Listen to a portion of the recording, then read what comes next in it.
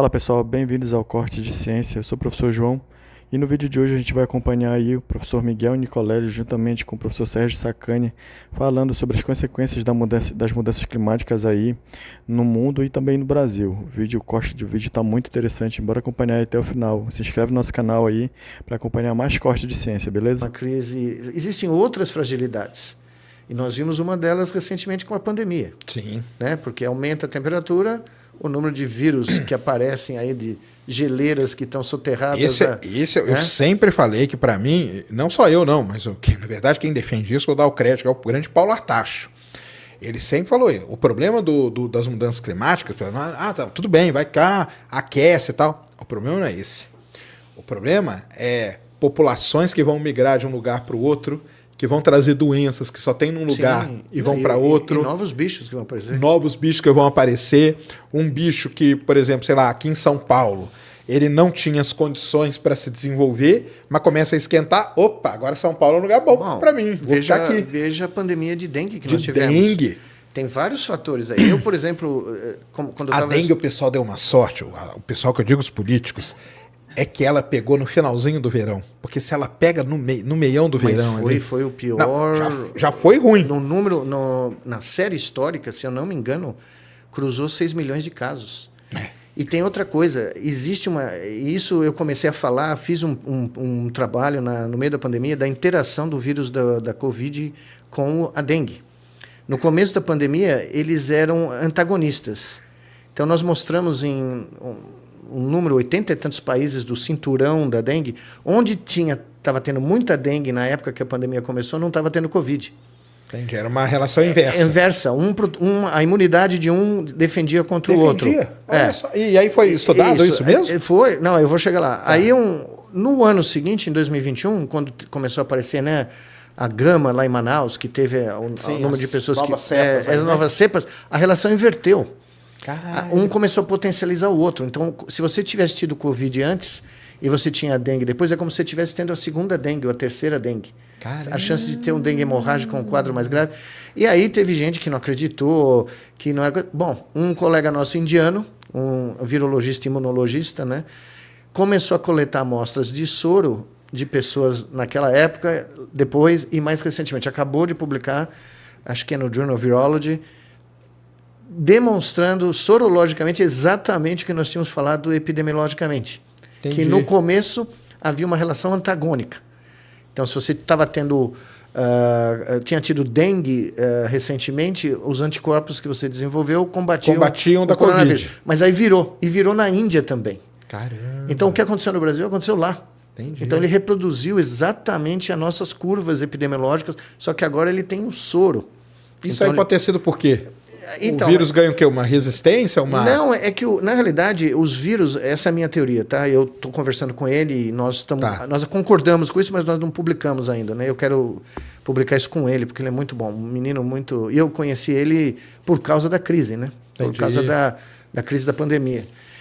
A nossa ideia é que os vírus atuam em rede. E a interação deles é mediada pelo sistema imune do hospedeiro.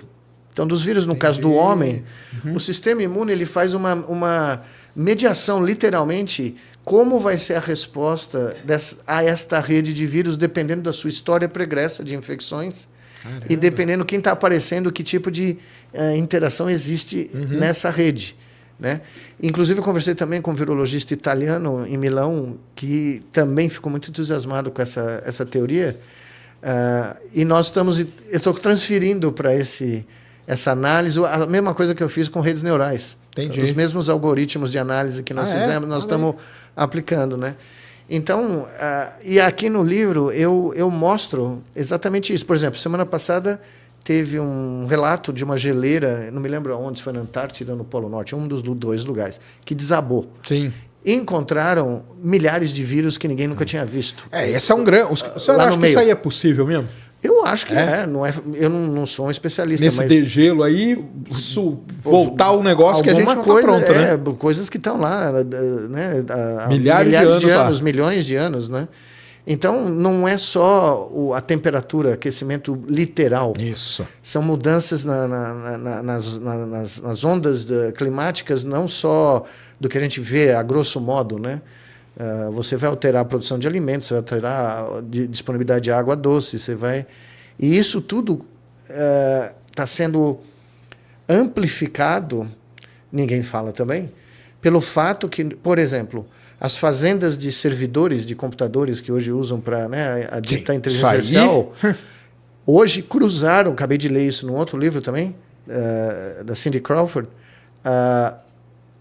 cruzaram o 14% de consumo elétrico que é da indústria automobilística no mundo.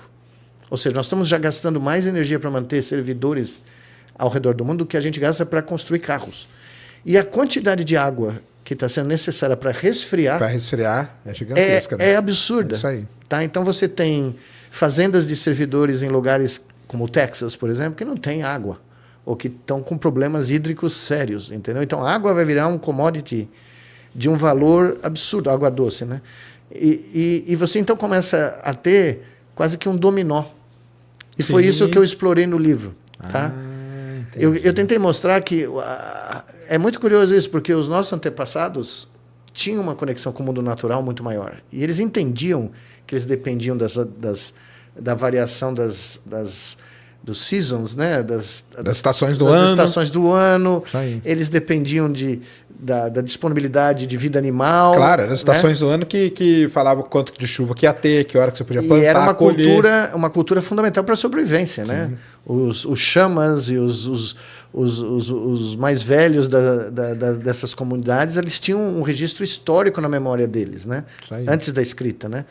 E inclusive eu estava contando, como é curioso isso, né? Eu estava contando numa coluna que eu escrevi aqui no Brasil recentemente que quando surgiu a escrita na Mesopotâmia, né, os primeiros tablets de argila foram feitos por contadores, tá? Para falar o que os reis tinham nos seus depósitos de grão, né? Era como que a gente fala? Não é o balanço, é o estoque, né? O estoque, exatamente. Então, né?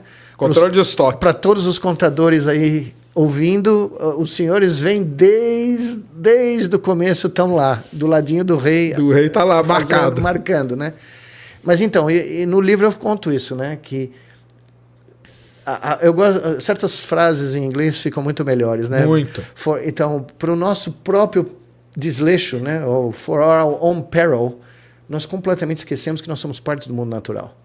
Nós construímos toda uma civilização e ignoramos que qualquer suspiro do que existe aqui fora, né? Nós fomos para o espaço literalmente. Exatamente. Né? E essa conexão que era conhecida no mundo analógico, no mundo pré-histórico, ela foi perdida no mundo moderno, né? As pessoas não sabem mais quão importante é tomar sol. Ah, sim. Né? Você vê um monte de distúrbios de saúde que estão surgindo hoje, inclusive de saúde mental, porque as pessoas vivem enclausuradas e não tomam sol, não fazem vitamina D, né? Entre outras coisas. Então, na realidade, foi um exercício de certa maneira, em tentar fazer um alerta, né? Olha, nós estamos caminhando aqui por uma singularidade diferente da que elas estão falando. É uma singularidade do mundo natural. Sim. Né? Ao nosso redor. Muito pior do que as outras, né? Muito pior. Que está basicamente nos dizendo, olha, vocês esqueceram de nós, mas nós não esquecemos de vocês, entendeu? Olha que nós aqui, de novo, né? É porque até aqui eu falo isso aí, né? O planeta, o negócio, esse negócio de clima, ele primeiro, né? O planeta ele não está nem aí para as divisões que a gente criou, né? Não. Então o que é Brasil, Argentina, China, Estados Unidos, mentais. Não tá nem aí. Isso aí não está nem aí. E outra é aquele problema, né? Que eu falo que as pessoas, às vezes, elas têm essa coisa com mudança climática, porque você faz uma mudança hoje, o planeta é um negócio muito grande, a atmosfera é um negócio muito complexo. Aquela mudança não vai sentir no dia seguinte, vai demorar anos para você sentir. Só que o problema é que você vem, muda aqui, muda aqui, muda aqui. Daqui 3 anos você vai sentir um acúmulo dessas coisas que vão acontecendo. Bom. E isso é que é o... E veja o que a gente viu no Rio Grande do Sul, né? Então, a gente viu no Rio Grande do Sul com a chuva, a gente viu agora aqui as queimadas semana retrasada aqui em São Paulo. As queimadas que o pessoal não tá... Eu postei nas minhas redes aí uma foto de satélite ali da divisa do Brasil com a Bolívia. Mato Grosso, Amazonas e Bolívia. Que não tem como você contar os focos de incêndio. Não. O sensor do satélite fica embaçado de tanta fumaça. E tem uma nuvem contínua. Da Amazônia até o Sudeste brasileiro. Até o Sudeste, exatamente. E curiosamente, eles estão usando essas nuvens de fumaça, elas usam o mesmo trajeto, os mesmos os rios, sistemas dos rios. Os rios aéreos. Os rios aéreos, exatamente. Então, o que está acontecendo? Não só nós estamos respirando fuligem, né? Como nós estamos coibindo, destruindo uma fonte de água da agricultura aqui do sudeste do Brasil. Pessoal, esse aí foi o corte que a gente gravou aí para vocês, separou especialmente. Se você gostou do vídeo, compartilhe com seus colegas. Não se esqueça de se inscrever no nosso canal, vai acompanhando nosso trabalho aí, tá? Abraços.